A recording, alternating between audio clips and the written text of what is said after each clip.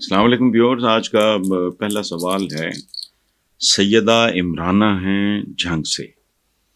وہ کہتی ہیں جی کہ 9 مئی کے بعد پابند سلاسل عمران خان اپنے بیانات سے خود کے لیے مشکلات کھڑی کرنے کی بجائے اگر خاموش رہ کے اچھے دنوں کا انتظار کریں تو کیا یہ ان کے حق میں بہتر نہ ہوگا؟ تو عمرانہ بیٹا، ایک بات آپ یاد رکھنا، ہمارا مزاج ہی ہمارا مقدر ہوتا ہے، یاد رکھنا۔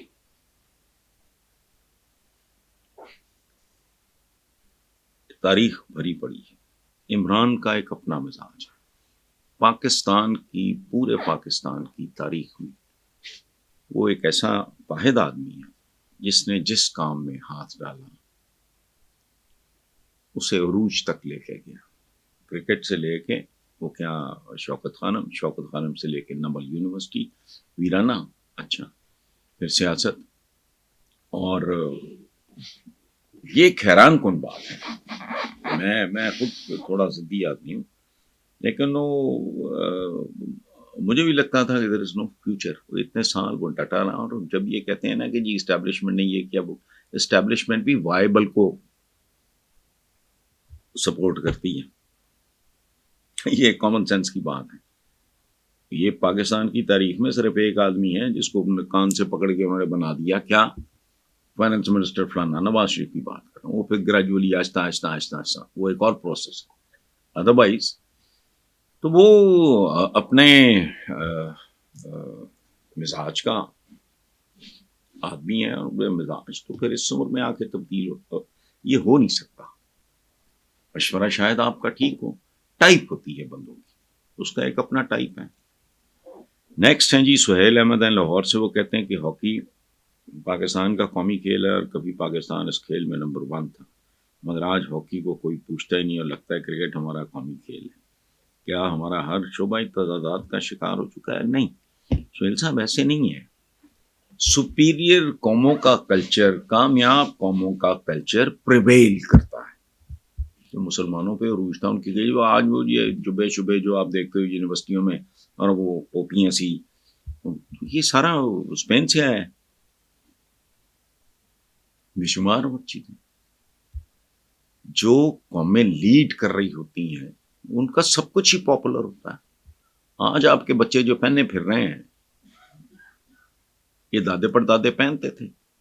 غور کریں، بچے جو آج کل کی خوراکیں کھا رہے ہیں، جس طرح کے وہ پاسٹے تو پیزے تو فلانے تو ٹمکانے، ہوتا تھا پہلے؟